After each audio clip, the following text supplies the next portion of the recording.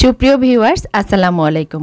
আনান্তিস kitchen festival থেকে তাহমিনা সুচি আজকেও সবাইকে শুভেচ্ছা জানিয়ে আরও একটি নতুন রেসিপিতে শেয়ার করছি সেমাইয়ের একটি ডেজার্ট, সেমাইয়ের ক্রিস্পি বিস্কিট বা বরফি। এই সেমাইয়ের ডেজার্টটা তৈরিতে অনেক কম উপকরণ যেমন লাগে তেমন সময়ও কম লাগে, তাই ঝটপট যখন তখন বানানো যায় আর খেতে তো একদমই লাজবাব। এটা বানানোর পর 7 থেকে 8 দিন পর্যন্ত ফ্রিজের বাহিরেও রাখা যাবে। সেমাইয়ের বরফি বা বিস্কিট তৈরির প্রিপারেশনে প্রথমে আমি দুধ সেমাই রান্না করার চিকন সেমাই বা ভার্মাচিলিটাই নিয়েছি। প্যাকেটে থাকা অবস্থায় এটাকে আমি মোটামুটি ছোট করে নিচ্ছি। এবার এটাকে একটি বাটিতে নিয়ে নিচ্ছি এবং নেওয়ার পর যতটা সম্ভব ছোট করে নিচ্ছি, এতে করে ডেজার্টটা তৈরির পর দেখতে বেশ ভালো লাগে। এই ডেজার্টটা তৈরিতে কেউ চাইলে এই চিকন সেমাইয়ের বদলে লাচ্ছা সেমাইটা নিয়েও তৈরি করতে পারেন। এবারে মূল রান্নায় চুলায় একটি প্যানে 1/3 কাপ ঘি দিয়েছি।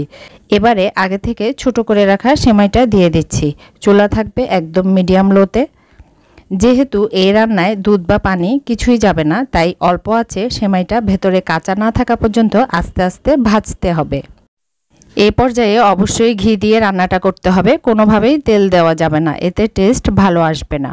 প্রায় 3 মিনিট ভাজার পর অ্যাড করছি 2 টেবিল চামচ পরিমাণ কাঠবাদাম কুচি। চাইলে আপনারা যে কোনো বাদাম দিতে পারেন, সাথে ছোট ছোট কোরানো নারকেলও অ্যাড করতে পারেন। আর দিচ্ছি কনডেন্স মিল্ক আধা কাপ পরিমাণ, যেটা কিনা আমি 2-3 বারে অল্প অল্প করে মিলিয়ে নিচ্ছি সেমাইয়ের সাথে। এই কনডেন্স মিল্ক কত সহজে ঘরে তৈরি করা যায় তার একটি সহজ রেসিপি আমার চ্যানেলে দেওয়া আছে, ডেসক্রিপশন বক্সে দেওয়া থাকবে। এবারে চুলা একদম লোতে রেখে নেড়েচেড়ে ভাজতে হবে, কোনোভাবেই চুলা বাড়ানো যাবে না, এতে এর কালারটা নষ্ট হয়ে যাবে।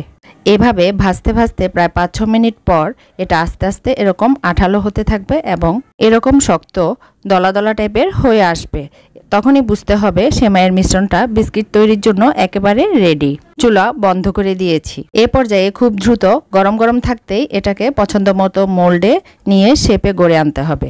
আমি আগে থেকে মেজারিং কাপের এরকম ছোট একটা কাপে ঘি ব্রাশ করে নিয়েছি, তাতে গরম গরম সেমাইটা এভাবে চেপে চেপে দিতে হবে। ব্যাস, উপর থেকে এভাবে হালকা চাপ দিলেই পড়ে যাবে। আপনারা এটা কুকি কাটার অথবা যে কোনো কৌটার ছোট ঢাকনা দিয়েও কাজটা অনায়াসে করতে পারেন। মাশাআল্লাহ, খুবই সুন্দর হয়েছে। আমি আরও একটা করে দেখাচ্ছি। এই বিস্কিটগুলো সংরক্ষণ করার খুব একটা প্রয়োজন হয় না, কারণ তার আগেই শেষ হয়ে যায়। বানানোর পর শেপটা একটু নষ্ট হয়ে গেলে গরম থাকা অবস্থায় এভাবে হাতে চেপে ঠিক করে নেওয়া যাবে। এভাবে সবগুলো বানিয়ে ফিরে আসছি। উপর থেকে কিছুটা পেস্তা বাদাম দিয়ে পরিবেশন করছি। এরকম আরও সহজ রেসিপি পেতে আমার চ্যানেলটি সাবস্ক্রাইব করে বরাবরের মতো পাশে থাকতে পারেন। আর যারা অলরেডি করেছেন তাদেরকে অসংখ্য ধন্যবাদ। সবাই অনেক বেশি ভালো, সুস্থ ও নিরাপদে থাকবেন। আজকের মতো এখানেই বিদায় নিচ্ছি। আল্লাহ হাফিজ।